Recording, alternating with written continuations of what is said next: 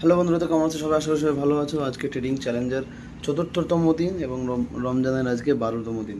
তো আজকে প্রথমেই আমি দেখাবো আমাদের প্রফিট লস ব্যাপারে, কারণ আজকে ফোমে আসে অনেক ট্রেড নিয়ে ফেলেছে। 4খানা ট্রেড হয়েছে অলরেডি এবং 3খানা নেগেটিভ, একটা পজিটিভ। 4খানা বলতে একটা রং ট্রেড, মানে সি পি বাই করতে গিয়ে সি নিয়ে ফেলেছে, ওটা মাই ফল্ট।